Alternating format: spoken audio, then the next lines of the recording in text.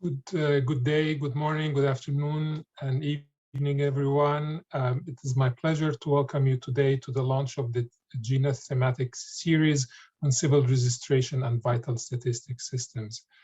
My name is Muntasser Kamal, and I'm a Senior Program Specialist at the Global Health Program at the International Development Research Center. And it's my pleasure to be here with you today to chair this session. And this publication that we're launching today unpacks so much about the relationship between CRVS and demography and population studies, about CRVS as a tool for decision making, and about how the links between these data and sources can be a means to secure rights and to the social protection for people and for health policy decision making. This publication brings attention to the experiences in various geographic, social, cultural contexts that are different from one another and that have all worked to strengthen various aspects of their civil registration systems. We will today just have a sample of these experiences from India, Italy, and Malaysia. The past decade has seen a substantial increase in attention to data and data quality issues. Despite the multiplicity of actions in the CRVS field, demographers and population scientists, for example, have mostly engaged only narrowly together and only recently with limited impact. Globally, only 73% of births are registered, and even less are certified by civil registration officials. Estimates suggest that less than 30% of deaths in low and middle income countries are registered, and with three exceptions of Mauritius, Seychelles, and South Africa, no other countries in sub-Saharan Africa can produce vital statistics disaggregated by sex, age, geography, or other characteristics in this area. This means it's very difficult for the countries and their partners to determine what interventions needed to be prioritized for poverty reduction, for example, health and social services, equity, inclusion, and good governance interventions. Without data produced by and available for the research and data community to inform progress and these decisions, as the Sustainable Development Goal indicator, measurement remains elusive and resources cannot be targeted where the largest needs persist. I'm really pleased to see IOSSP and IOSSP's CRVS panel step up in such a collective manner to connect the streams of scientific knowledge within CRVS systems and make those accessible to low and middle income countries and globally. In part by studying the connection between CRVS data and with other data systems and sharing findings for research and completeness, quality and socioeconomics of civil registration systems. It's only when these streams are connected will we have enough quality data for predicting trends and population rates, such as fertility and identity, and identify regions and areas where people and their life events may not be counted.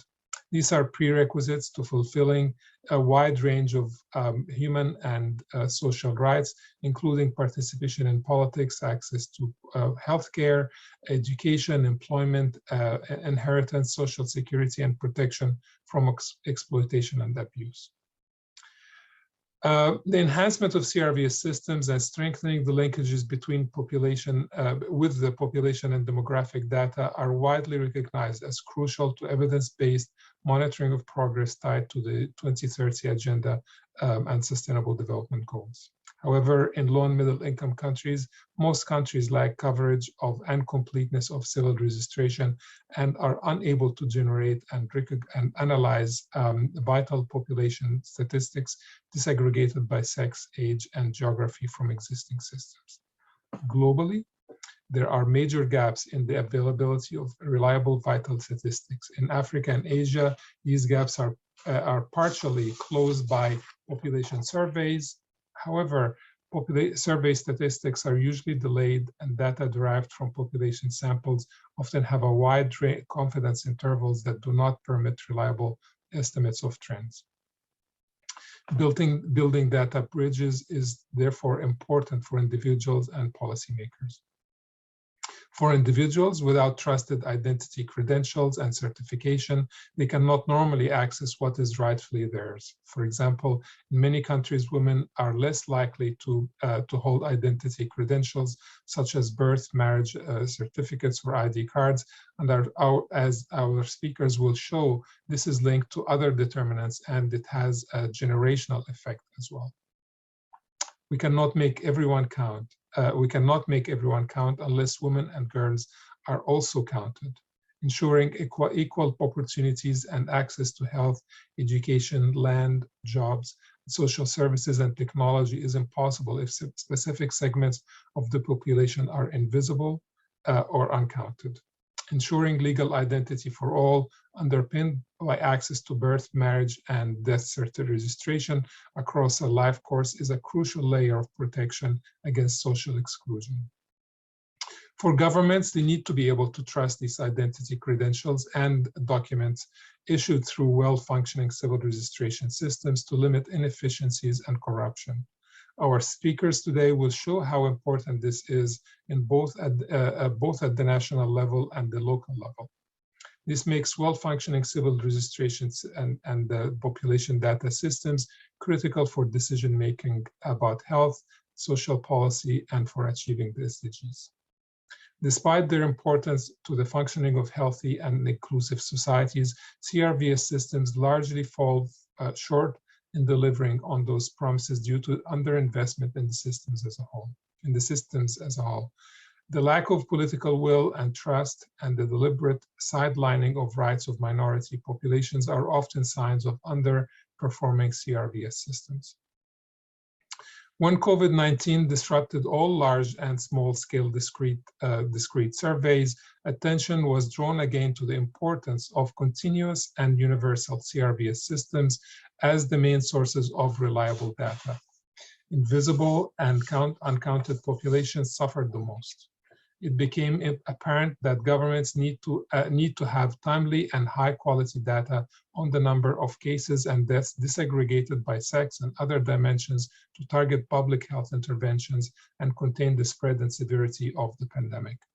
The backlog of disrupted registration in most of the world brought attention to the importance of considering CRVS systems as an essential service. Whether during the pandemic or in normal times when administrative data is incomplete or inaccurate, as our speakers will show, this limits the utility of this data for statistical purposes and for decision making. They are also rendered less useful if there are barriers to access and to analyze this data. Such data is a public asset, which, if well governed, can yield a wealth of knowledge that can inform policies and allocation of resources and protect the rights of people. Our speakers today will have more to say on this and many other top points. So it is with my pleasure today, without further ado, that I briefly introduce you to our speakers for today's sessions. Ramesh Silva is the chair of the IUSSP Scientific Panel on Population Perspectives and Demographic Methods to Strengthen CRVS Systems. He's the guest editor of the Genus Thematic Series on CRVS. He also leads work at CRVS and population estimation in humanitarian settings at UNFPA headquarters. Amanda Cheong is an assistant professor of sociology at the University of British Columbia. She's also a IUSSP CRVS fellow. Her research examines the links between legal status and the reproduction of inequality, with a focus on undocumented migrants, stateless persons, and refugees.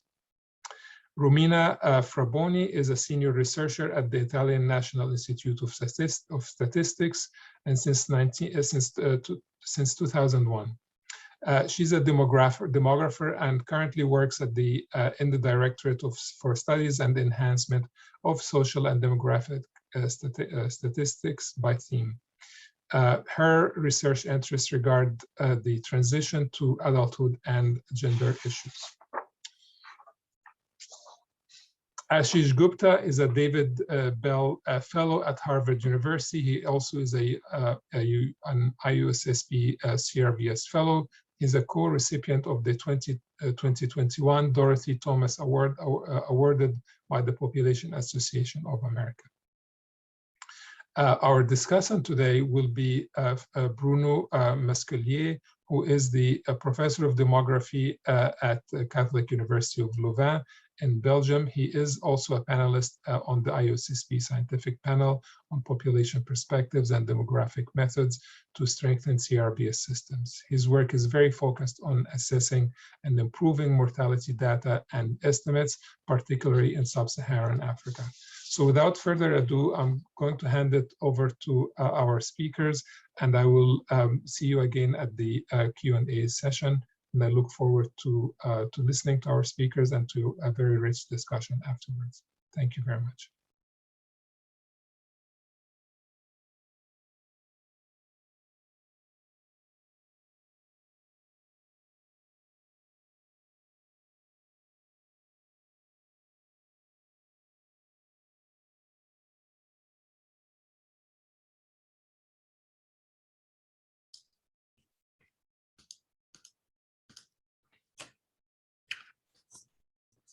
Thanks, Montasa. So let me start by just giving a brief overview of the Genus Thematic Series on CRVS systems, which is being published in Genus.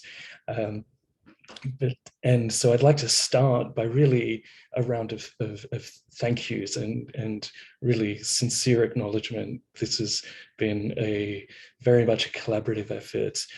First and foremost, let us thank the Center of Excellence for CRVS Systems and the International Development Research Centre of Canada and Global Affairs Canada for the very generous financial support and guidance in putting this work together, and all of the work of the IUSSP Scientific Panel on CRVS Systems.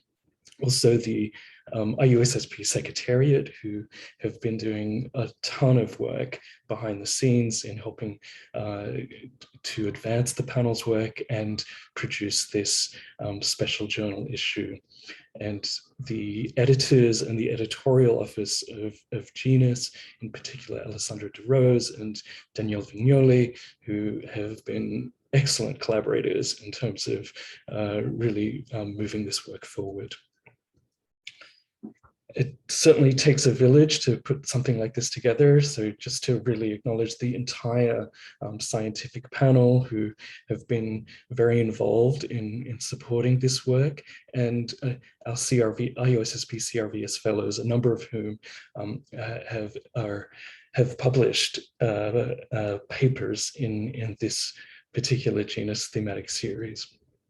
We also have a number of friends of the panel, Ellen Percy-Crowley, Nafi Diop from IDRC, and a number of others who have been very, very committed supporters in participating in our workshops, in developing these papers and mentoring our fellows, and supporting the quality assurance and the improvement of this scientific work. The thematic series consists of 10 technical papers and a lead introduction paper by myself. And I really wanted to stress that it's a wide-ranging collection of papers which span the work of IUSSP CRVS panelists, fellows, and a number of collaborators and contributors to the panel's work. As you can see, just from glancing down the page here, there's a wealth of expertise and engagement with a number of different issues. Particularly, there's quite a lot of geographic diversity here. The Thematic Series covers a number of papers and a multi-country study, which looks at a number of countries in Latin America and COVID-19 mortality, and then a series of small area subnational studies using a number of innovative methods, ranging from India to Malaysia, Senegal, Bangladesh, and then a series of national studies as well in South Africa and Italy and Peru. Oops, sorry. The other thing which I'd like to stress in terms of the thematic series is the series intentionally takes a life course approach to the engagement of civil registration and vital statistic systems, and does this through a population perspective or a population lens.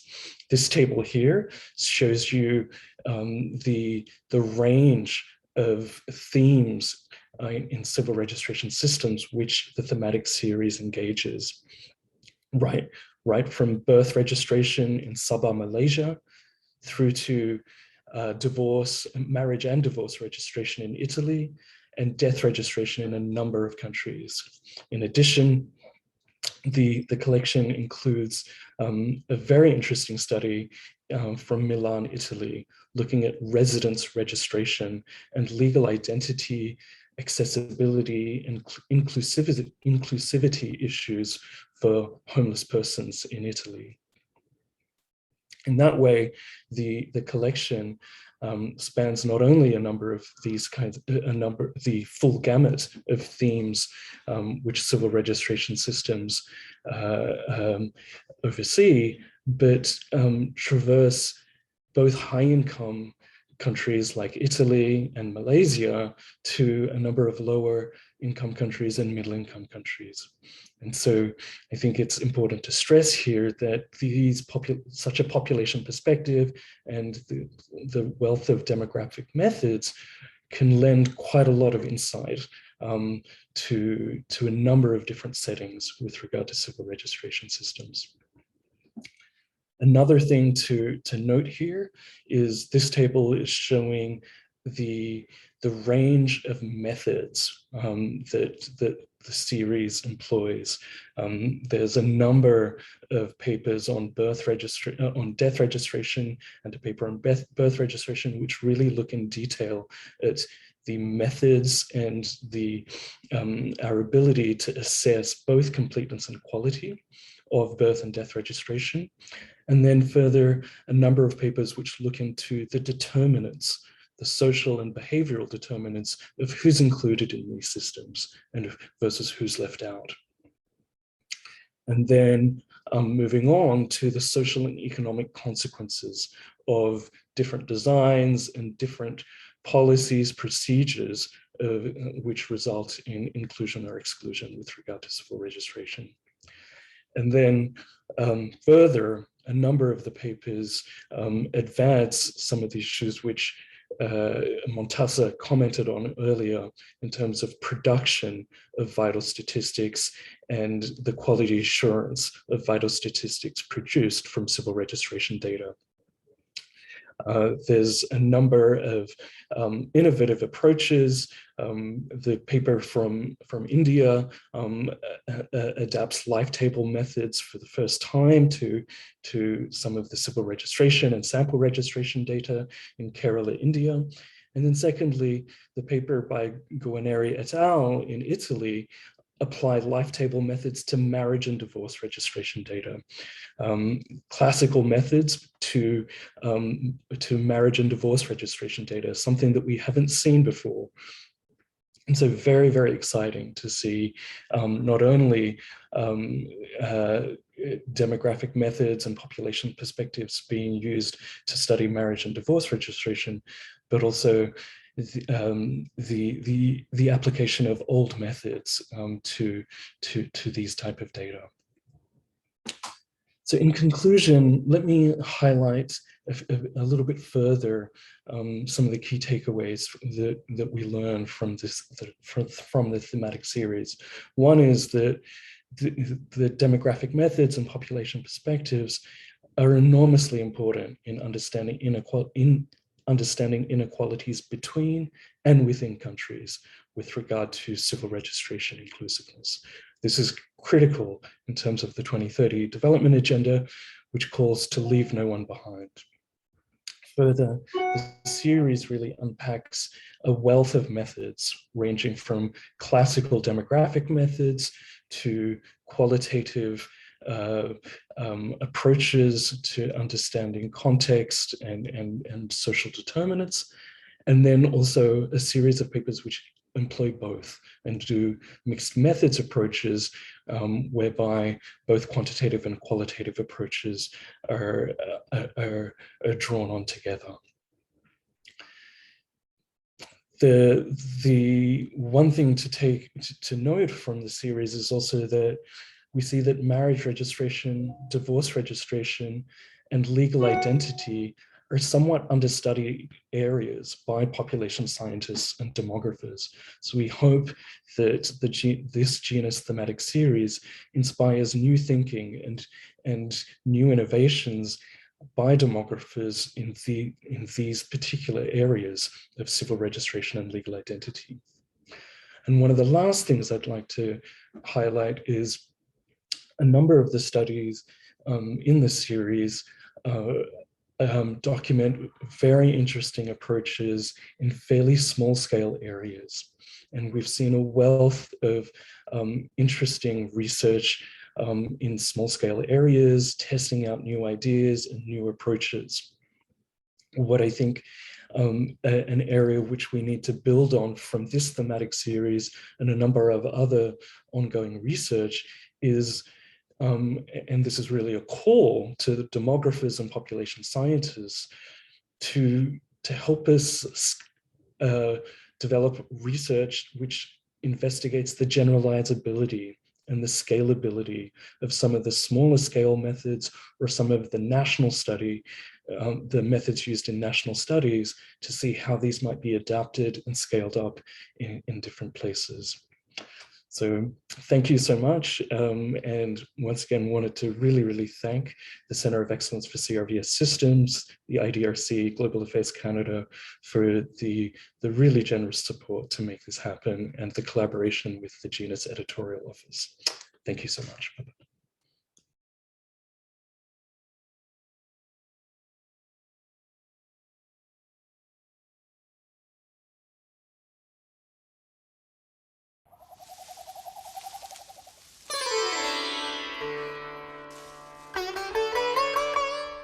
Hello, everyone. It's an honor to be participating in this panel and to be contributing to this special issue of Genus. The paper that I'll be presenting today and on behalf of my incredible collaborator, Marianne K. Baltazar, is a product of the work that was made possible by the IUSSP CRVS Fellowship. And what we do in the paper, which is published now in Genus with the title Too Precarious to Walk, is we provide a model for understanding how access to birth registration on one hand and access to maternal health care on the other are cyclically interrelated. Now, it's already been widely recognized by now that encouraging contact with formal healthcare providers is an effective intervention for improving both maternal and infant health, but also governments' abilities to monitor population health and dynamics through the recording of timely and accurate vital statistics. And this is because healthcare personnel are often the very first official witnesses to a child's birth, and in many contexts are relied on as informants to government bodies about the circumstances of the vital events of births and deaths. And in turn, birth certificates are the foundation for obtaining other kinds of official identification, which are increasingly routinely required by clinics, hospitals, and other healthcare providers. And so the achievement of SDG target 16.9 to provide legal identity for all is interrelated with a number of other key health-related targets. And that brings us to the questions of what are the barriers to accessing healthcare during pregnancy and childbirth in particular, and also what are the barriers to accessing birth registration for the children who then come into this world. To address these questions, what we do is draw on and extend the very well-known 3 delays model created by Serene Thaddeus and Deborah Main in 1994, which was originally intended to theorize the factors influencing maternal mortality outcomes following the onset of an obstetric complication. And very briefly, phase 1 delays occur when deciding to seek care in the first place, which Thaddeus and Main describes including sociocultural factors, perceptions about both the accessibility of services and quality of care provided by the medical facility. Phase 2 delays occur when potential patients attempt to reach the point of care, for example, having a lack of transportation or being confronted with poor roads. And phase 3 delays occur in the process of receiving adequate treatment at the facility. And these barriers can be shortages in trained personnel, inadequate facilities, and other factors that might contribute to higher maternal mortality risks. The 3 delays framework has proved to be very portable, including being applicable to understanding barriers to accessing birth registration, which is what Cyril Benuna and colleagues from the Center for Child Protection and Wellbeing at the Universitas Indonesia did when they used the 3 delays model to understand barriers to civil registration in the Indonesian context. And what we do in our paper is offer what we call an integrated 3 delays framework, which intentionally models access to maternal health care and access to birth registration as these cyclical co-determinants of one another, especially when it comes to the population that we worked with for our study, which is undocumented, stateless, and other irregularly statused populations in Malaysia. Unfortunately, due to limitations on time, I can't go too much into the detail about the case or the context, but very happy to elaborate more in the Q&A if anybody is interested. And so how are these processes cyclical and how are they interrelated? Well, without vital documents, such as birth certificates, individuals may face challenges establishing a legal identity. And without a legal identity, it becomes very difficult to regularize your status or even claim a nationality. And the deprivation of legal identity is then associated with an inability to enjoy its associated rights and freedoms and benefits, including healthcare access. And then exclusion from healthcare systems in turn raises the risk of mortality and morbidity, as well as the probability that such events play out beyond the knowledge of government bodies. And so out-of-system pregnancies and births increase infants' risk of going unregistered, which then can perpetuate an intergenerational cycle of legal exclusion. And so what we do in our framework is we emphasize these previously under-theorized causes of delay to accessing both maternal healthcare and birth registration, which are those stemming from legal and political factors as opposed to sociocultural.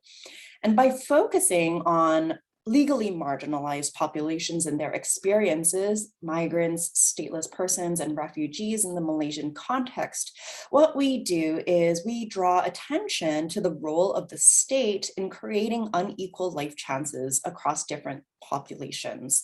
And so we're moving away from explanations that point to sociocultural factors like language barriers, different norms and values, or information gaps. By focusing on legally marginalized populations' experiences, what we do is we demonstrate how state policies, both directly and indirectly, stratify access to rights and benefits, namely, in this case, a legal identity and healthcare.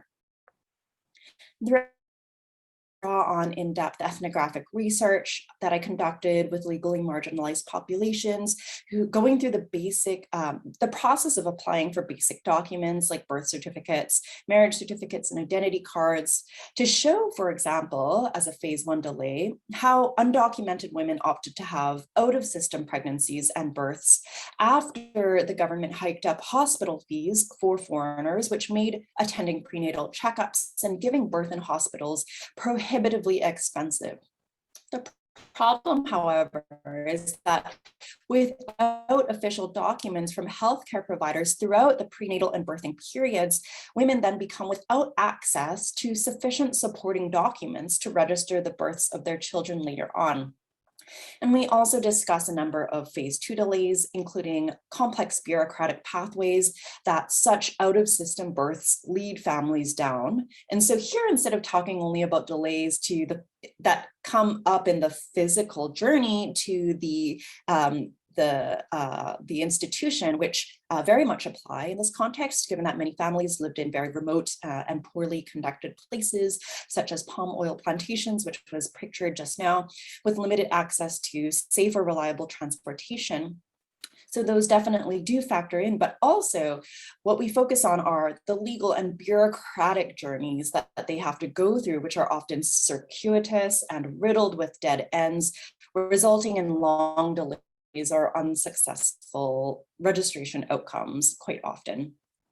Parents of children who were gestated outside of a healthcare facility were often turned away from registration offices because they lacked these documents that you would typically obtain through the prenatal stage, such as infant health records, prenatal cards, and then afterwards immunization records.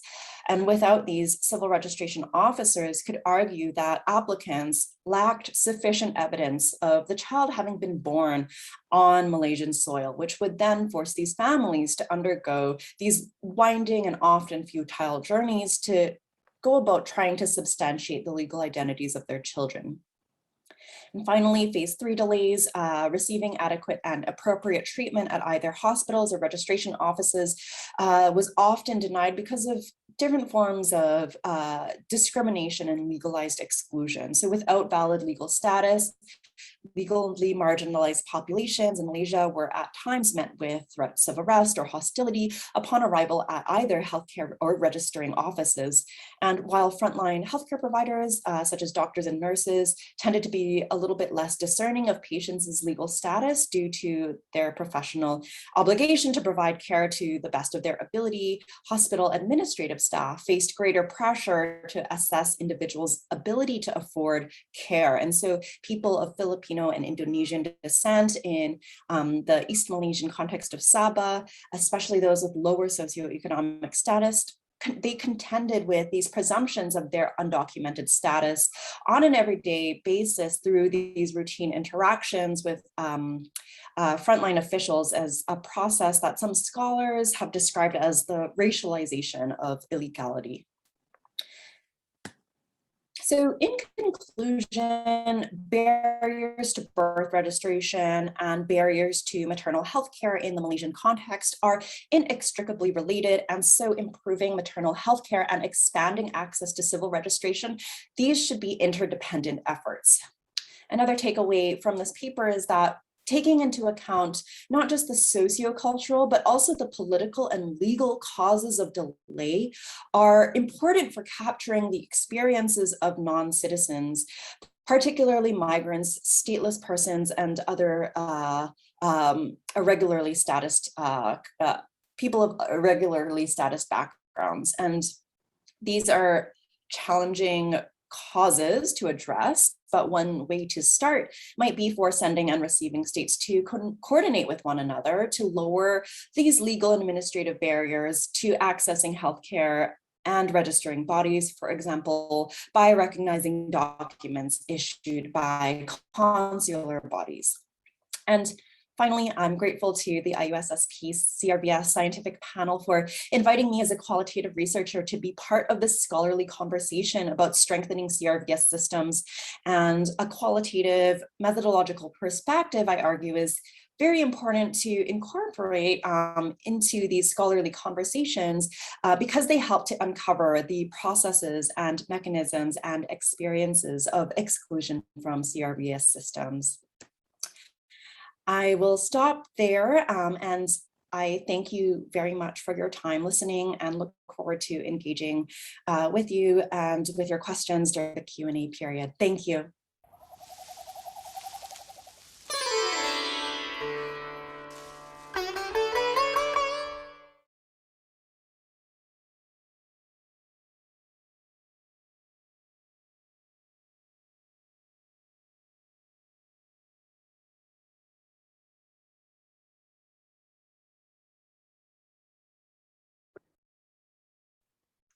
Good morning, I'm Romina Fraboni. I will present this work done in collaboration with Antonella Guarneri and Francesca Rinesi, which are my colleagues at the National Statistical Office in Italy, and with Alessandra De Rose from Sapienza University.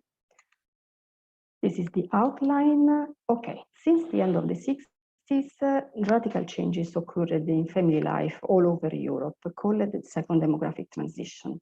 Individualization of attitudes and behavior have multiplied options relating to the family formation process and reproductive choices.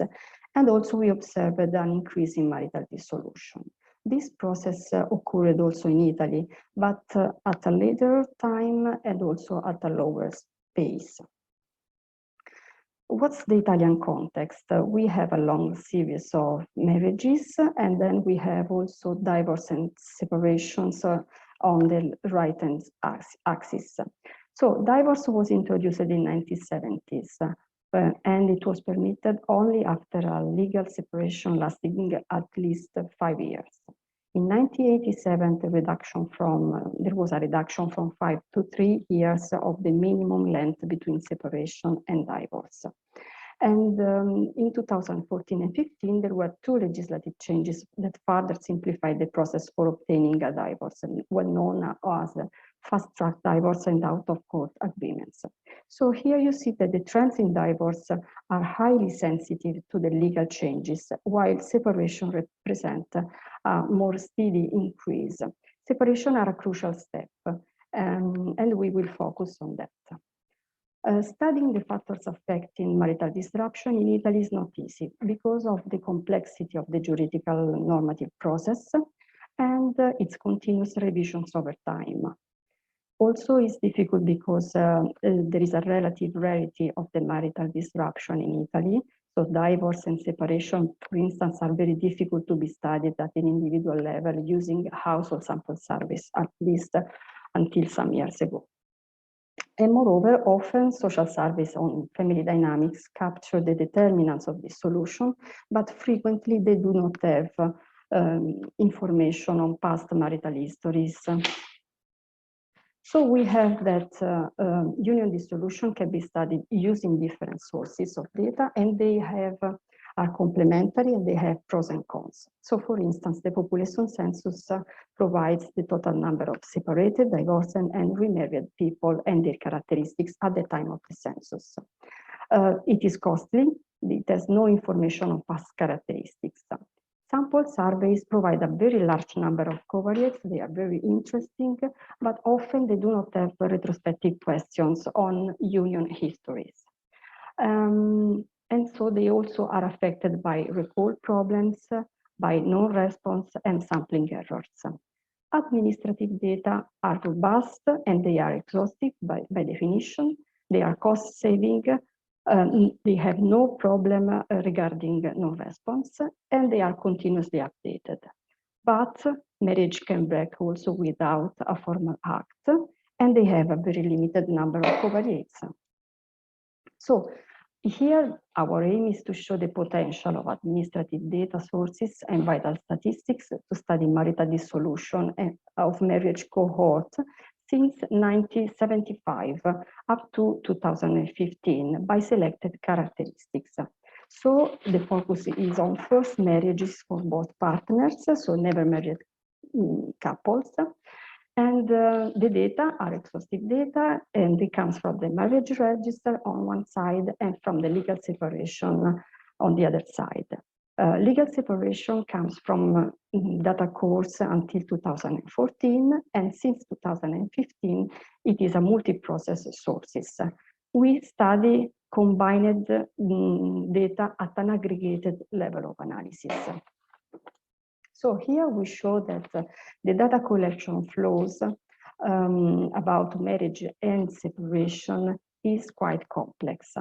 On the left side, you see that marriages have a unique and well-consolidated flow from authorized institutions, either churches or municipality, that goes to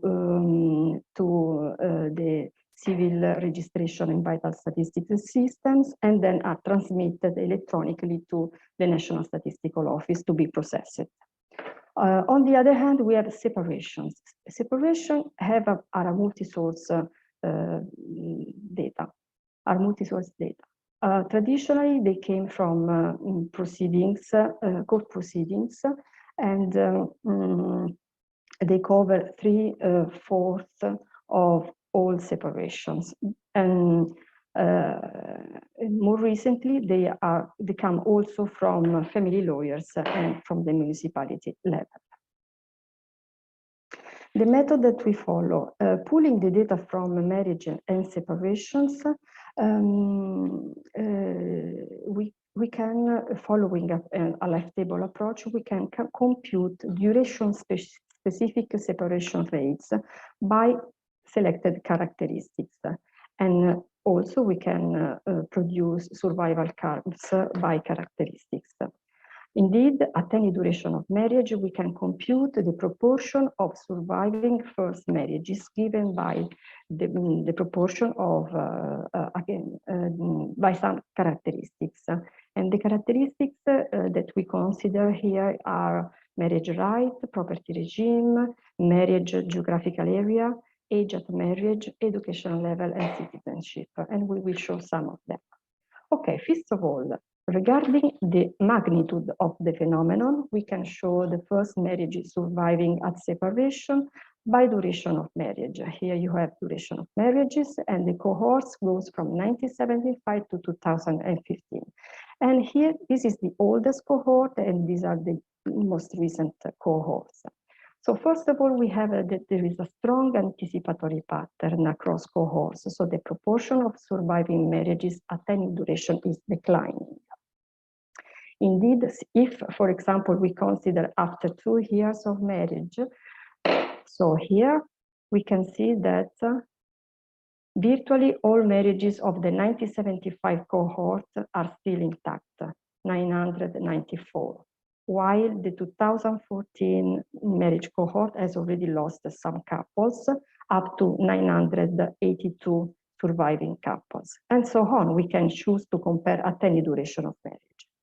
And also we can see that the newest cohorts, the millennium cohort, so those who have formed after the 2000 year, show a slightly increasing survival rate compared to the 2000 cohort.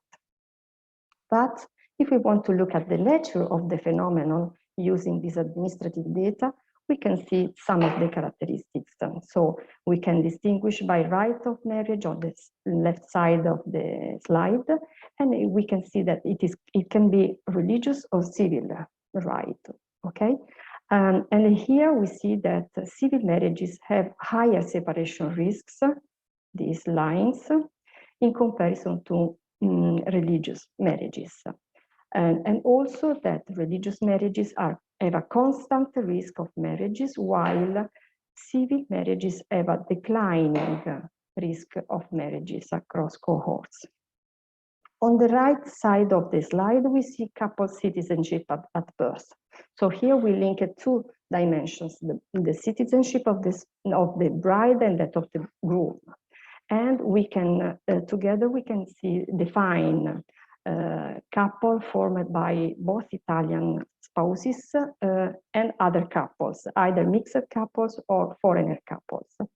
And here we see that marriages where both partners are Italian from birth have lower separation risk. It's the continuous line here, compared with the other kind of couples. Okay, this is just an example of what you can do with administrative data. We can also decide to make interaction between more variables, more covariates. So for instance, right of celebration, property regime, and geographical area. And we can have the combination of all these dimensions.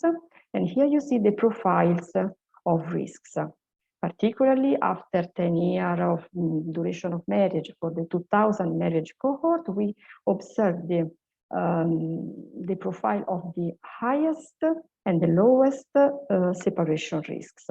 And so the red line is in correspondence to those who have made a civil right of marriage with a separation of property regime in the north of the country. And on the opposite part, there are those who have chosen the religious right with a community of property regime in the south of the country. And in between these two extremes, there are all other profiles with all other different separation risks. So now, pooling the data of first marriage and legal separation allowed us to describe marital dissolution by marriage duration and selected characteristics of first marriage cohort in Italy from 1975 onwards, depending on the availability of the covariates.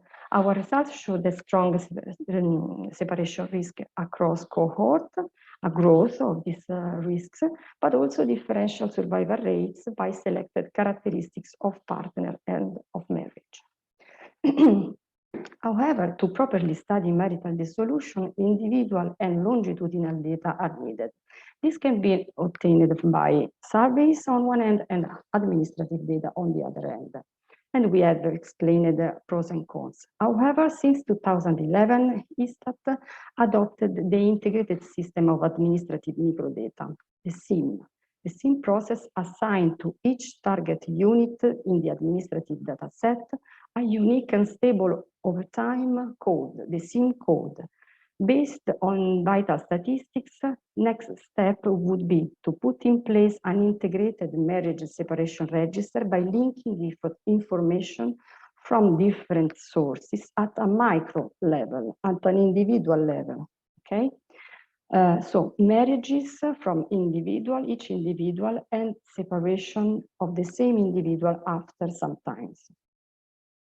The second point would be to build in marital dissolution indicators that refer to micro-level characteristics of each partner and of marriage, and then to shift to other registers to capture missing information such as education and citizenship and so on. And this has been already done in part with a recent marriage cohort. Further, we could adopt a couple approach following both partners and their joint characteristics. And finally, we could link to the integrated register system, which is not only the population register, but also all other social variables. So for instance, employment status, education, and so on. So this work is part of a preparatory activities of a wider innovation project of data integration at the individual level. This process is underway, and we have just shown that this kind of approach, the life table approach, will be potentially used also with the development of these integrated system, register systems. So we thank you for your attention. We hope you have a more look at the information on the paper. Thank you. Bye-bye.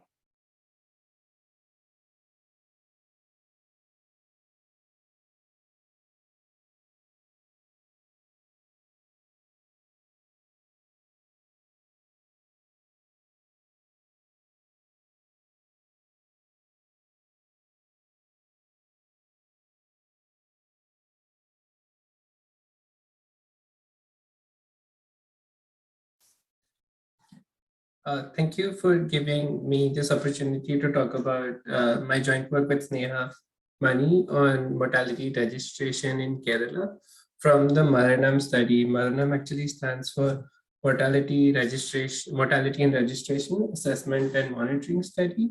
And we hope that this study will form the basis of more work on Kerala's civil registration system. It also means mortality in Malayalam, the language spoken there. This work would not have been possible without the support of the IUSSP CRVS fellowship, for which I'm very grateful, including to the mentoring team, some of the members are in fact in the audience here today. So thank you to them as well. Additional funding for this work was provided by the Research Institute of Compassionate Economics and the Center for Advanced Study of India at the University of Pennsylvania. So to start off, our motivation for this work comes from this comparison of crude death rates. In the red, you see crude death rates from the sample registration system. The sample registration system is a panel of surveillance sites, which is representative of the state and the national level in India. And so these rates are from 1971 to 2017.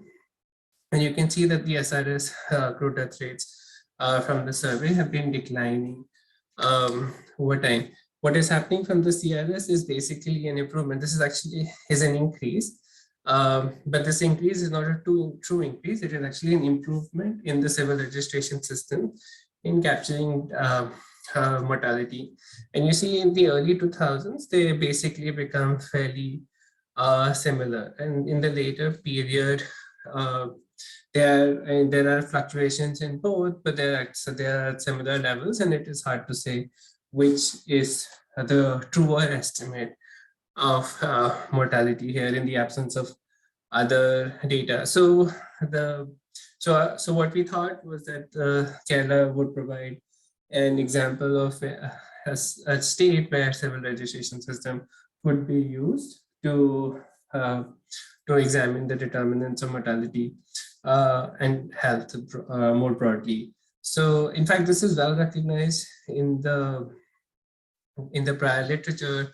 So for instance, in a paper in BMJ Global Health, Chanapati Rao and co-authors said in 2020 that the Indian CRS could be able to serve its goal as a reliable source for national and subnational vital statistics. In an evaluation for the UNFPA, K.S. James wrote that Kerala has long had high levels of registration. It is desirable to analyze registration statistics in detail. This calls for detailed records of civil registration.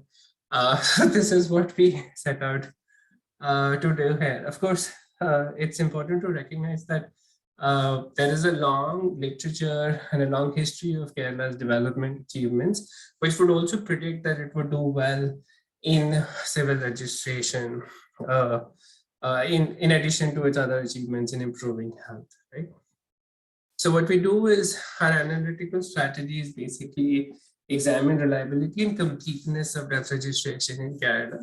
So we focus on age risk misreporting or the extent to which information in death records of missing age or missing sex. Then we also do a comparison of age-specific mortality rates. So instead of just comparing crude death rates, we calculate age-specific mortality rate from the civil registration system, and we have them from the SRS, and we compare the two. And then we also do other comparisons, such as with modeled estimates from following a Gompertz approach. We compare to see if female mortality is lower than male mortality, as you would expect, and we do some comparisons over time as well. So the data that we use, so the death records come from Kerala's Savana system. We requested these records and they were made available to us. These records have more than 2.8 million deaths from 2006 to 2017. So they contain information on sex, age, death state, and year of registration. For our population exposures, what we use are annual 5-year age interval population counts. So these were estimated at the district and the state and at the national level in India by the US Census Bureau for the US PEPFAR program. We do some adjustments of which I'm happy to share additional details, but basically we also, for using this data, we do some adjustments using census data and NFHS data to calculate the proportion of 0 to 5, population that is 0 to 1 and 1 to 4, and similarly the proportion of 80 plus, that is 80 to 85 and 85 plus. We also use additional data from the sample registration system to calculate age-specific, not calculate, to basically use published age-specific death rates. We borrow NEX values from the SRS as well to calculate life tables from the CRS, because the CRS we are not able to calculate NEX from the CRS itself. So just getting to the results, we have quite a few results, so I may not have time to go through all of them. So what I'm going to do is just mention them. If people are interested, I can show slides from the appendix here. So the first set of findings is this decline in the extent of missing information on age and sex. So age or sex. So if you look at this 2006 numbers, about 2% of the records were missing information on either age or sex. And so we see a steady decline By 2013, this was only 0.3%. So basically, there is an improvement in the quality of recording. We see crude death rates near about in the region for 5 to 6 for females and men. And so there are minor fluctuations year to year, which there is some concern about data quality, especially in the early years where we think that some deaths may be missing. See, this 2006 number, for instance, is much lower than say what we get in 2010, right? And just population aging would not predict so many extra deaths. So perhaps for the earlier years, we're missing some deaths. The next thing that we do is we compare age-specific mortality rates from the sample registration system and the civil registration system. So again, the CRS is in blue and the SRS is in red. And you can see these are annual rates. Since the SRS is a survey, we sort of expect higher fluctuations. And so you see this rate here in the ages. I think this is 5 to 10 is too low. Whereas from the CRS, we see a more a pattern that we more or less expect. Similar things happening here. Then I think what happens as mortality declines in later years, we see that the SRS actually gets much worse than the CRS. So if you see here, then for women, basically for 2 ages, CRS rates are almost too low, whereas I think the SRS rates are almost too low, and I think the CRS provides some decent estimates. The next thing is similar patterns for men. Again, the CRS, the civil registration system. Sorry, even I do also get confused. Even the civil registration system provides decent estimates, and the SRS fluctuates much more. And so I think we've sort of never had these kind of annual estimates which are stable at the state level for men and women before if from the SRS. Okay. The third set of finding that I want to show is that if you use a Gompertz approach, so these in the red basically we use the civil registration system age-specific mortality rates to make Gompertz like tables. And so you see that, okay, the CRS fluctuates quite a bit and predicted Gompertz rates are basically smooth. I mean, they're predicted. And similarly here, but when you compare survivorship or life expectancy, you don't see a whole lot of difference between what you would do if you just did a Gompertz approach versus if you did not do any adjustments at all. Which brings me into some other results and checks that we did. There are discrepancies in infant mortality rates, in particular for the SRS and the CRS. So the SRS rates are higher than the civil registration system's infant mortality rates. And then we also compared them to the rates from the DHS, the National Family Health Survey. So the CRS is sort of between the DHS and the SRS. So there is some uncertainty about what true rates of infant mortality are. These 3 surveys sort of give different rates. There's also some expected findings. There's a decline in age keeping and digit preference. So we use 2 standard indices to measure this, and in both we see a decline. In both we see a decline in age keeping and digit preference, which means some improvement in data quality. We also compared the relationship between child and adult mortality in Kerala with other historical contexts, such as those in the human mortality database, which has a high quality data for countries going back.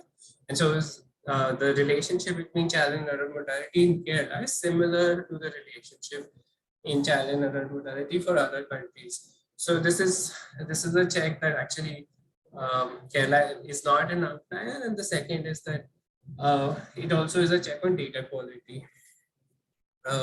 As I already said, there is some concern that we have about earlier years. The death counts may be too low, and we should be careful when using this data. So finally, to discuss some of the contributions and implications of this work, using these data, we provide the first set of annual life tables for any state in India. Current annual life tables are for 5 years periods. from the sample registration system. So if you use this kind of data, we're able to provide annual estimates, which has its own goals, which have own implications for mortality surveillance, which, I mean, as the COVID-19 pandemic has shown, is immensely important.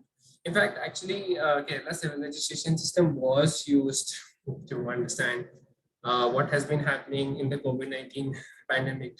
The main limitation has been that data release hasn't been so forthcoming. So if more data is released, it would be helpful to understand the pandemic in Kerala.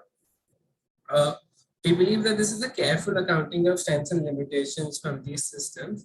And also, I think it's if you consider the wider literature on mortality measurement in low and middle income countries, there is a lot of emphasis on modeling approaches or survey based approaches. And I think this provides some evidence that even within low and middle income countries, there can be systems from which other systems within low and middle income countries can come from, and also where we can use the data that we have. And so this is, so there has to be a balance in understanding the limitation, but also not throwing away the useful data that we have. And finally, I think from the perspective of policy or for government, in the Kerala, the state governments in India, including in Kerala, to prepare a report based on this data. But this report is fairly limited. So they calculate the pro-death rate, and then they calculate infant mortality rates, and then under 5 mortality rates, and that's it. So we believe that state governments should better disseminate this data and also make more use of these data to understand population health determinants. And for this, there is some scope for improving capacity within state governments. Thank you.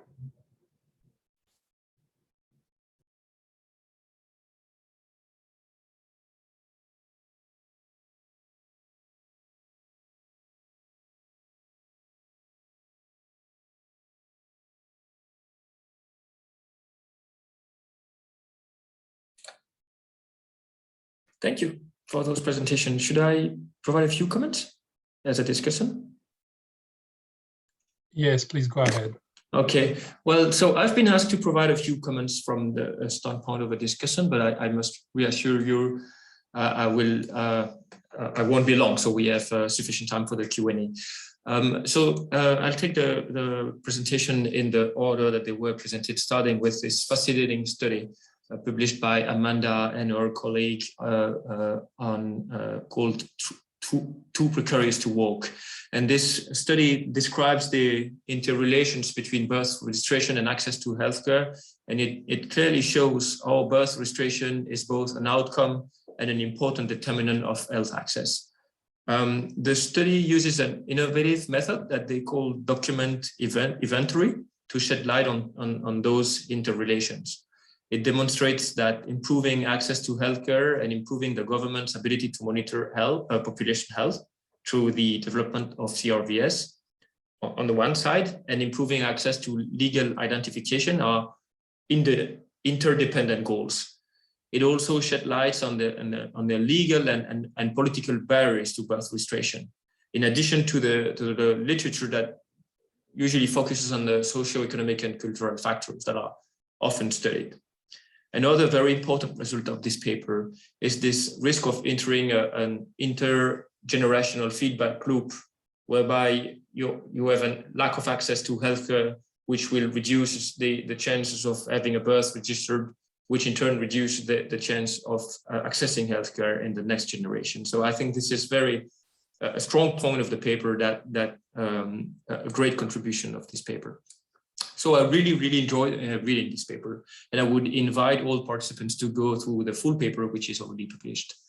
My questions to you, Amanda, were related to how the system could be improved, as you showed that there are many obstacles in the different sectors that are closely intertwined, and that when you read the paper, I started feeling a bit depressed, and I was wondering what are the concrete steps that could be taken to improve access to birth registration and maternal and childcare without requiring fundamental changes to the way the non-citizens are being considered in Malaysia. without having to wait for this fundamental change.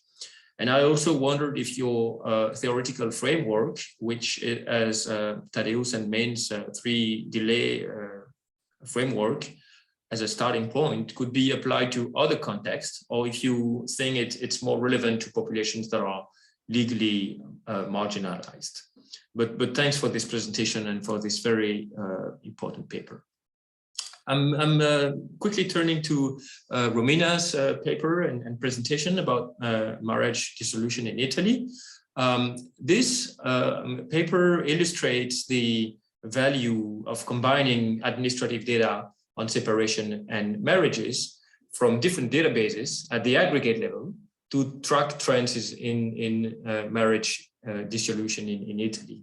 You mentioned that the next step would be working with individual level data, but you show the potential of this cross-tabulation at the aggregate level, and you also outline avenues for future research on the matched data.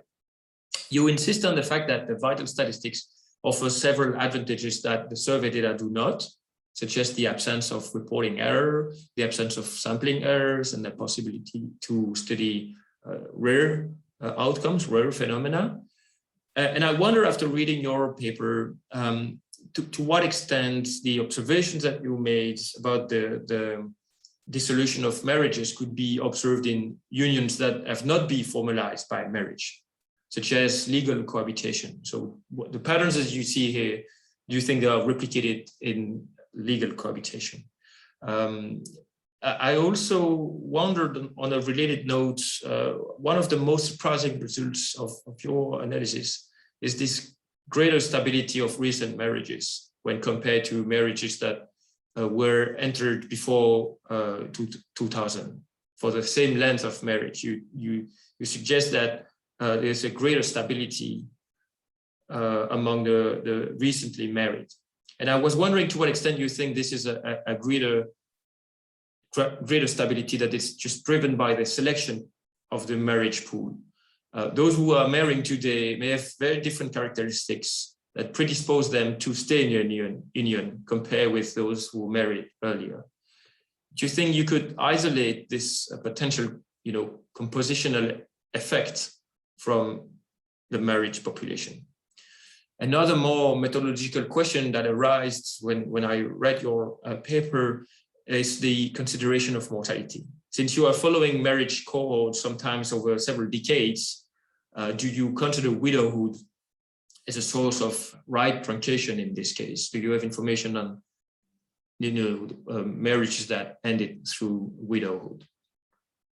And then lastly, I turn to Ashish and Snina Sari-Mani's paper on mortality registration in Kerala. The authors present a very encouraging comparison with the sample registration system, so the SRS, and they indicate that the civil registration system, so the CRS, which is supposed to be exhaustive, provides estimates that are at least as reliable as the SRS, if not more so.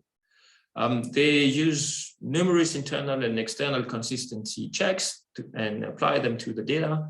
And their analysis lends credence to the idea that the SRS system is almost complete, which has been somehow hinted in the literature, but now we have a more systematic analysis, except perhaps for children under 1 year.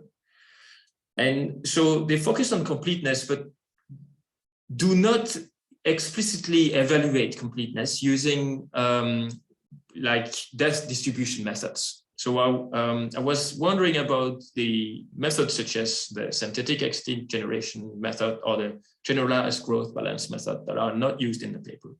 I'm wondering why. Is that because you don't have population counts? They're only coming from the 2011 census. Would it be possible to try to use other population sources to apply those methods? There is also another method which is called the empirical method. I don't know if you were aware of this method, developed by Tim Adair and Alan Lopez, which is based on the relationships between death registration, crude death rates, the age structure, and child mortality. And it could possibly be tested here. A second question I had was the the evolution of the sex ratio of mortality, which appears to have increased over time between 2006 and 2017. This is both seen in the crude mortality rates, as well as in the life expectancies since 2011. You see the gap between men and women is narrowing by about a year. How could this be explained? I would expect the sex differences to increase as mortality declines, but maybe I'm wrong. Could this instead reflect a change in the completeness of death registration? And finally, one of the strengths of the SRS data over the, what did I say? I'm getting confused as well. One of the strengths of the CRVS data over the SRS data is the ability to conduct analysis at the very fine spatial scales, such as the district level, maybe, because the SRS is a sample, whereas the CRS would allow analysis at this small scale. So, is this something that is planned? So, those are the questions and comments I wanted to share. I promised I wouldn't be long, and I'm happy to discuss this further with you. Thank you very much, Bruno. I'm sure our speakers are already eager to respond to some of your questions and really very pointed remarks. So while our audience are preparing their questions, maybe I'll ask our speakers to maybe give some very brief, quick responses to your points, Bruno, while our participants are preparing their questions. And for our participants, please, we'll invite you to, when you're ready with your question, we'll invite you to unmute yourself to ask your question, pose your question. So please raise a hand. If you go down on the bottom right of your screen, there is an icon called reactions. So if you could click on that, you will see a point that says raise hand. So please raise your hand so we know if you will be interested, if you're interested in posing a question. But meanwhile, maybe we'll ask the speakers to come and to respond to some of Bruno's questions and points. But please be brief so we can allow time for our other participants to ask you questions. Amanda, we'll start with just go in the sequence of the presentation. So Amanda, go ahead. Sure, thank you. Thank you so much, Bruno, for your really insightful comments and questions. I think I'll answer by way of reflecting on the really fantastic commentaries at the beginning by Montesser and Romesh. I really love the way that the thematic series is curated by organizing the articles according to each article's focus on a vital event that occurs along this typical life course. I thought that was really clever. And I think that really underscores how exclusion from CRVS systems is additive in that, missing out on registration of one event earlier on in life might have this domino or compounding effect on the registration of other vital events that occur later on in life, and that this disadvantage also becomes passed down potentially intergenerationally. And it also helps us to understand that any kind of, deviation from this typical life course and the way that governments intend for them to play out and for them to be recognized also leads to a higher risk of being excluded. And this really disadvantages people with unconventional life courses or unconventional family structures.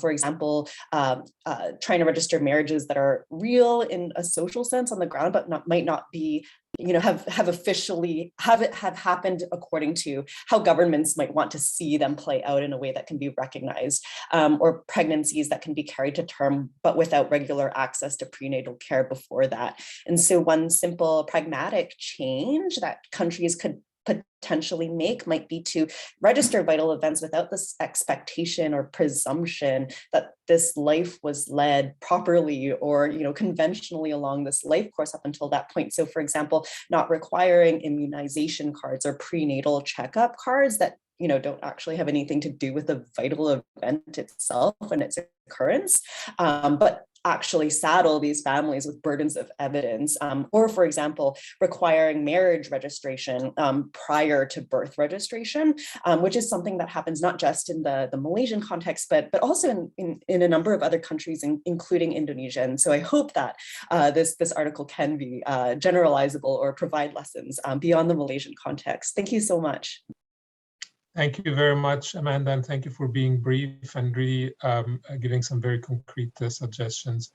Romina, would you like to come in again briefly, please? Yes, sure. Okay, thank you for your comments. And regarding the first question on legal cohabitation, if this study can be replicated, okay, let's say that informal unions in Italy are not registered. But we can do this kind of studies, not using administrative data, but using survey data. So that's not possible to follow. It's not possible to follow using administrative data this kind of couples. We did it only with some socio-demographic surveys, which are very specific because they need to have information on the retrospective histories. So past unions need to be collected. So these surveys are present in Italy, but only not so frequently. Okay, so the last one is in 2016. So this part of the population cannot be studied with administrative data. Regarding the effect of the most recent cohorts, this was a bit surprising for us. We did not expect at the beginning, and our idea is that it's true that these cohorts married in a period where young generation faced a lot of difficulties in comparison to the past. So especially the economic crisis, and they decided to marry, but probably they are highly motivated, and so maybe this makes the separation risk lower. But for sure, we need to investigate more on this recent cohort, and we have to understand what will happen in the following years. So this will be next subject of our studies. Regarding the mortality, we observed that between age 15 to 49, there is not a significant mortality difference in the mortality risk between those who married and the overall population. So we believe that this factor is not very much affecting the analysis. However, once we will have the micro level linkage, of course, we will have also mortality under control, because it will be linked individually, and so those who will die will not be part of the exposed to the risk anymore. Okay, so thank you very much for your attention. Thanks so much, Romina, for your to-the-point response, and hopefully we'll have a little bit more time in the remaining time of the discussion for elaborations. Ashish, please go ahead and again be brief again, please. Thank you. Thanks. Thanks so much, Bruno, for these questions. So I'll go from the back. So the reason why we don't do any below the state level is our data is more we do have the place of registration and the original place where a person is from, but the place of the permanent residence is actually missing. About half of them are missing. So that's why, and so when we do this, if we were to use the place of registration, then what happens is a lot of people go to access healthcare to urban settings, and then they end up dying there, and then their death gets registered there. So we have, like, the state capital Trivandrum has a higher death rate than what we would expect it to happen. And so I think if we were to do that analysis, we would have to be very careful about adjustment, and we'll have to have some real source of underlying data on rural, on say districts. But so there's some source maybe from the NFHS, we have that, but that's like a more complicated project to undertake. The second thing about, sex differences, So Sneha is working on a dissertation chapter on her own for using this data precisely on your questions. There are 3 things to consider. Yes, registration improvements, particularly for women. So even in this egalitarian context, we would expect women to have lesser registrations initially, because and partly driven by you need registration for property registration. So men are initially more likely to register, right? And then as the system improves, registration among women improves. The second thing is migration. So migration has increased over time, and we are unable to do, we mention it as a limitation. And so migration is more common among men. And so I don't know what the exact trends are, but my impression is that migration has increased over time until the pandemic, right? And the third thing is that Kerala's men tend to do particularly, so if you think about women, they're like the best life expectancy in India, but Kerala's men don't have the best life expectancy in India, especially because of behaviors and violence. So there used to be a lot of alcohol-related mortality and then suicide mortality. And then quite a bit of violence, which I don't know. I don't want to speculate about trends, but that's one thing that would be helpful to examine. If this trend is real, what is happening to those? And so I think we also have some data on causes of death, these 3 things sort of are perhaps better and understood as causes of death within the data than infectious disease. And the last thing about the death distribution or extinct generation, this is partly like methodological training, and I'm weak on that. And then partly when we started this, we thought the simplest, most empirical method, right? And so, which is the comparison with the SRS. But I am interested in doing those things. Thanks. Thank you so much. And again, sorry for asking everyone to be so brief. We're just trying to squeeze as much participation as possible. Ramesh, you had your hand, so please go ahead. And again, please be brief so we can allow more time for others as well. Thanks so much, Montasa. Just 2 quick questions. First is actually for Ashish. You mentioned discrepancies between the SRS and the CRS in infant mortality rates. And I was wondering whether you could go into that a little bit more, because some of the work by your colleagues at the Research Institute for Compassionate Economics goes into this big issue in, daughter neglect and, the sex differentials there. Of course, Kerala is perhaps, a bit of an outlier here in terms of women's empowerment in India. But I was wondering whether you could kind of unpack that a little bit for us, because it could provide some insight into the usability of the civil registration system, particularly in these early periods of life. And then very quickly for Amanda, every time I listen to you speak and reread your paper, it gets better and better, and it's already been great. My question is just picking up on your appreciation for a life course approach to civil registration. And I think the paper at the moment does a great job of understanding this intergenerational effect in terms of access to, reproductive and maternal health, and then, potential exclusion of future generations in terms of legal identity from birth. I'm wondering, whether there's scope here to look more at the interaction between access to marriage registration and death registration, and what that looks like across the generations of foreign labor migrants to Sabah, Malaysia. And then secondly, if there's scope to do that, given that it's a highly mobile population, wondering whether you see opportunities to perhaps leverage things like handheld devices, and we've seen teams at the University of Michigan, doing studies using amongst foreign labor migrants to the Gulf, back and forth from Nepal, and following these communities to understand the intergenerational effects. And I think this is a really understudied area, which we really know very little about, particularly for these kinds of vulnerable subpopulations. Thank you.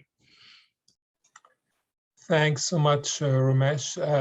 Leora also has her hands up, so maybe I'll invite Leora to also ask her question, and then we'll ask the panelists to respond. Leora, go ahead. Yes, hello. Thank you. Thank you for all the presentations, which were all really interesting.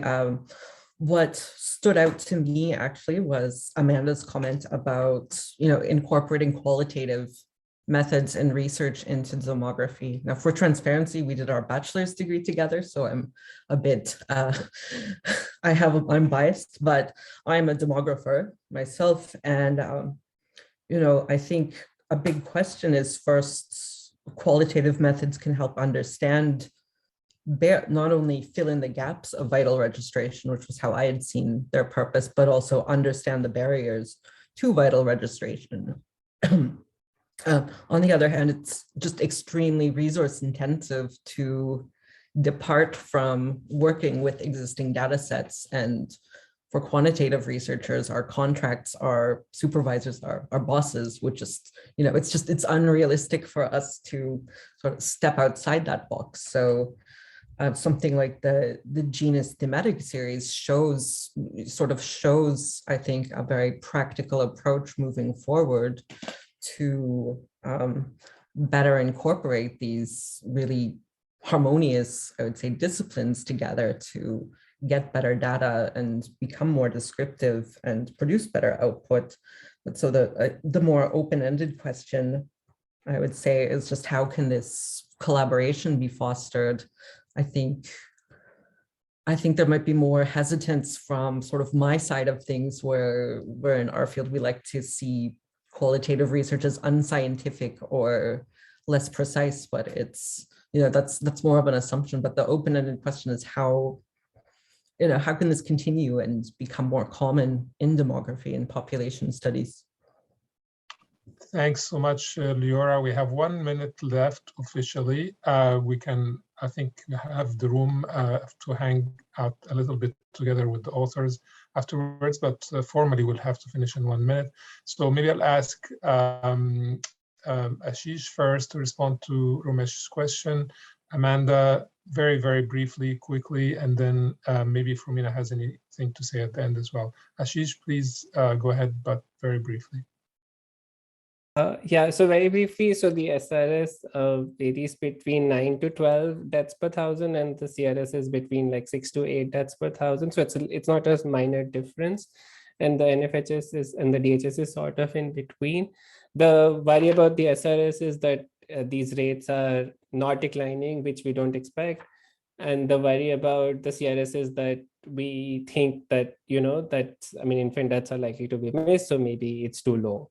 So I think perhaps we should go with the DHS, but it's just like a convenient answer right now. We don't know, the true answer is we just don't know what is the true rates, right? And and even in Kerala, we don't know. I think that's a big problem here. Thank you, Ashish. Amanda, please. Thank you so much to Ramesh and Leora for your comments as well. I'm really glad that you asked that question, Ramesh, because it gives me an opportunity to say that I'm working on a book right now, which looks at exclusion from civil registration systems amongst this population that I've been working with, that talks not only about birth registration, but also all of these other events along the life course, marriage registration, adoption, and death registration. So really looking forward to, continuing this line of research. And I think that's what is so amazing about being part of this very international and interdisciplinary fellowship program and expert panel. It gives me exposure to so many different methods of approaching this kind of research. And I'm very, very thankful for all of this inspiration. It's really helped to, understand where, an ethnographic and qualitative approach, what role it plays in CRVS research. And maybe to Lyra's question, I'll volley that back to the more established, expert demographers in the room to talk about, I guess that more broad envisioning of how these different approaches can work together. But thank you, I'm so grateful. Thank you very much, Amanda. Do you have some points also from to respond to Leora's comment? Maybe you can have another minute, half a minute, if you'd like to add something, Amanda. Yeah, I was hoping to hear about other people's perspectives on that. Okay, great. Romina, would you like to come in response to some of these points? Okay, no, I would just like to thank everybody, and I would remark that the ability to integrate the data will open us new perspectives, and now we are really waiting to have this micro level linkage in order to apply to this data and to other data also, yeah, the analysis and to study the phenomenon that we are looking at. So this is the new perspective. Okay. Thank you, Romina. I think we can hang out. We can allow more if there are any other questions from the participants. Just don't want to close the session without giving anyone else who would like to ask or comment the chance to speak.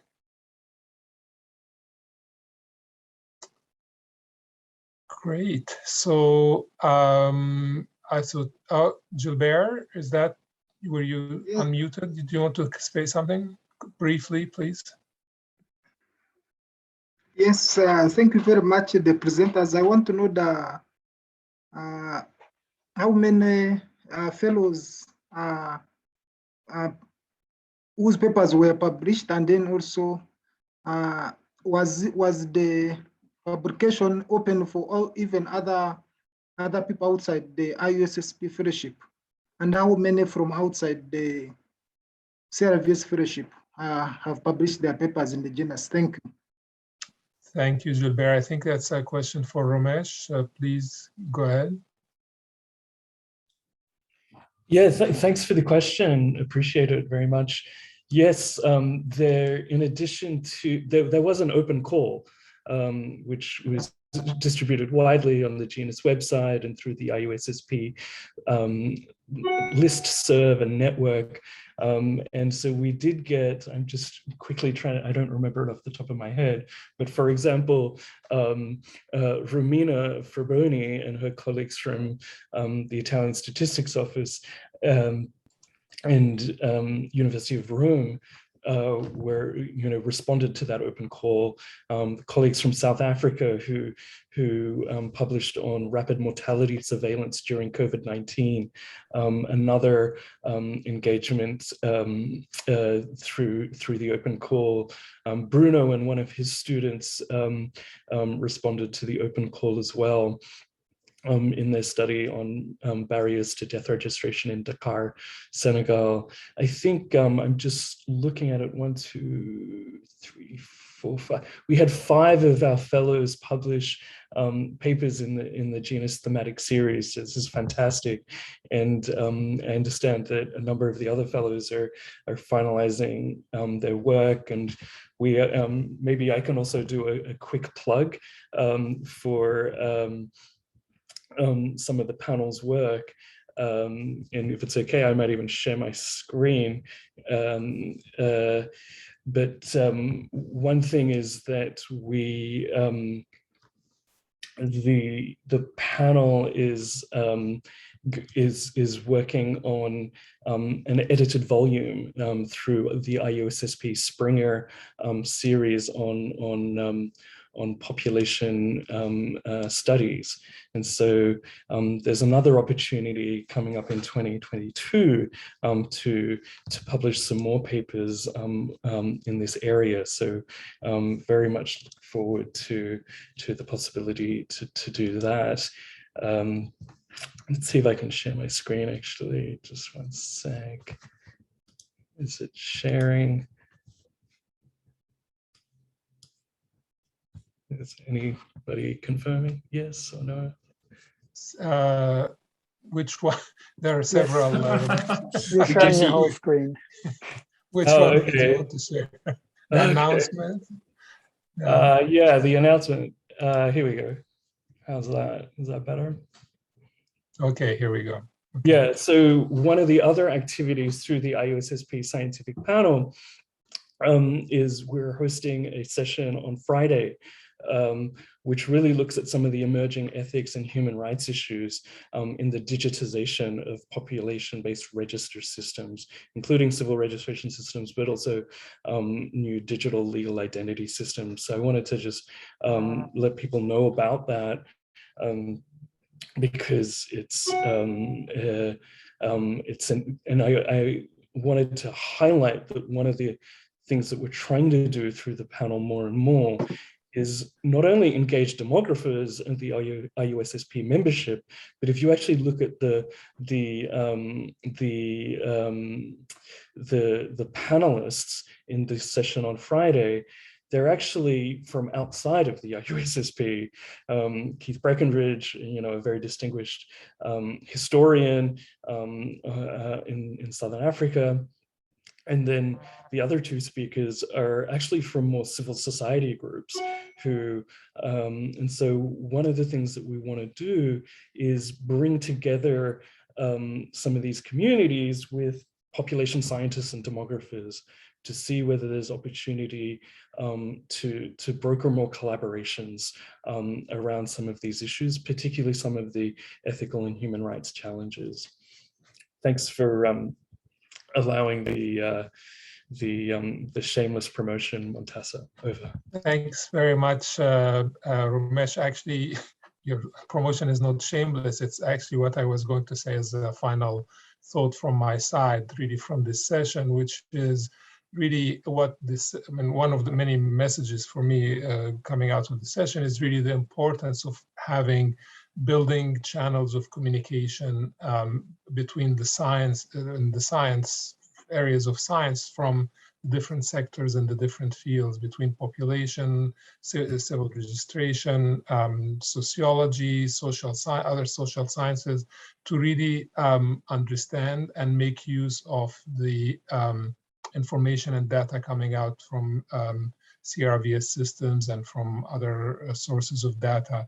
We can't, I've seen many of the speakers have shown, we really cannot understand trends without having good quality, steady, consistent, rigorous administrative data. It just sort of, it impedes and it's a hurdle for scientific inquiry and for policy making and for fulfilling people's rights to really not have good quality data. And the speakers have really shown very nicely from different parts of the world how what that looks like now, what some of the changes over time, but also that there is a lot of room for more work to be done in the upcoming period. I really think this COVID era period duration we're in is as sad as it is, or as unfortunate as it is, it really is an opportunity. I think we can look at it as an opportunity to make the case for breaking some of those barriers between disciplines and between sectors and between scientists, and to really highlight the importance of good quality data for all kinds of decision making, all the way from economic policies to all the way to individual decisions, and enabling the individuals to access their rights. So our speakers and our discussant and Ramesh, and everyone that has contributed to the Genus publications has really made a tremendous effort over the years. I have witnessed it over the years from my place at previously at the Center of Excellence for Civil Registration and Vital Statistic Systems, and I'm really glad the journey is continuing until now, and will continue into next year, to continue to build those bridges and to highlight the importance of the especially civil registration and population data scientists and fellows and experts to have a dialogue and collaboration. So thank you very much, everyone. Good luck with the rest of the conference for you and with all your publications and reports and books coming out and new issues and journals coming out. I wish you all the best, and I sincerely hope our paths will cross again. And I really hope our participants have also benefited from this session. And until we meet again, take care, everyone. Be careful and keep well. Take care. Thank you. Bye. Thank you. Goodbye. Bye-bye. Bye-bye.